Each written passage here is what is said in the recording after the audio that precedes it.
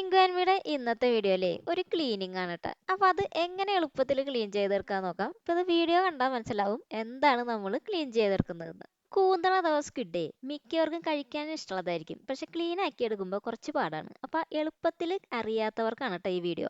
ആദ്യം തന്നെ ദേ ഇതിന്റെ ഒരു തലയും കണ്ണൊക്കെ വരുന്ന ഒരു ഭാഗം ഉണ്ടല്ലോ, അത് നമുക്ക് വളരെ സാവധാനം ഒന്ന് പറിച്ചെടുക്കാം ട്ടാ. പിന്നെ ദേ ഇതിന്റെ ഉള്ളിലെ ഒരു പ്ലാസ്റ്റിക് പോലത്തെ ഒരു സാധനം ഉണ്ട് ട്ടാ. സത്യത്തിൽ അതിന്റെ പേരൊന്നും എനിക്കറിയില്ല, അറിയുന്നവർ കമന്റ് ചെയ്യണേ. അപ്പൊ അതും ഇതേപോലെ സാവധാനം ഒന്ന് വലിച്ചെടുക്കാം.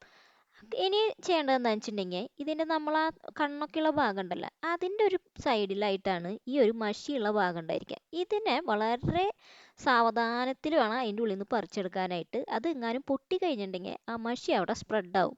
അപ്പോൾ നമുക്കത് ക്ലീൻ ആക്കി എടുക്കാൻ വളരെ ബുദ്ധിമുട്ടായിരിക്കും. അതുകൊണ്ട് തന്നെ വളരെ സ്ലോവിൽ വേണം അതിനെ അവിടുന്ന് റിമൂവ് ചെയ്തെടുക്കാനായിട്ട്.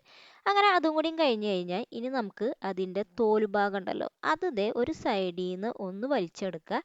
അങ്ങനെ വലിച്ചെടുത്ത് കഴിഞ്ഞാൽ അത് വളരെ ഈസി ആയിട്ട് എല്ലാ ഭാഗവും അവിടെ നിന്ന് പോന്ന് കിട്ടും ട്ടോ.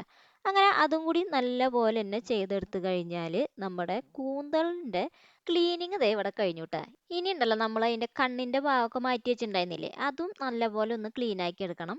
അപ്പോൾ അത് ഞാൻ ആദ്യം തന്നെ അതിൻ്റെ കണ്ണിൻ്റെ ആ ഭാഗം ഒന്ന് ഇങ്ങനെ ചൂഴ്ന്നെടുത്ത് കളഞ്ഞിട്ടുണ്ട് ട്ടോ. അത് നമുക്ക് വളരെ ഈസി ആയിട്ട് കളഞ്ഞെടുക്കാം. പിന്നെ ദേ ഇതിനെ ഇതേപോലെ ഒന്ന് കട്ട് ചെയ്തെടുക്കാം.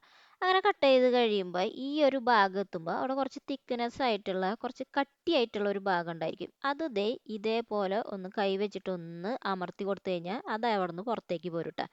അതും കൂടി പോന്നു കഴിഞ്ഞാൽ നമുക്ക് ഇതിനെ വളരെ ഈസി ആയിട്ട് തന്നെ നന്നാക്കി എടുക്കാം ട്ടോ. ഇനി നമുക്ക് ഇതിനെ ഇഷ്ടമുള്ള ഷേപ്പിൽ വേണമെങ്കിൽ കട്ട് ചെയ്തെടുക്കാം. അപ്പം ഞാനിവിടെ റൗണ്ട് ഷേപ്പിലാണ് ട്ടോ ഇത് കട്ട് ചെയ്തെടുത്തിട്ടുള്ളത്.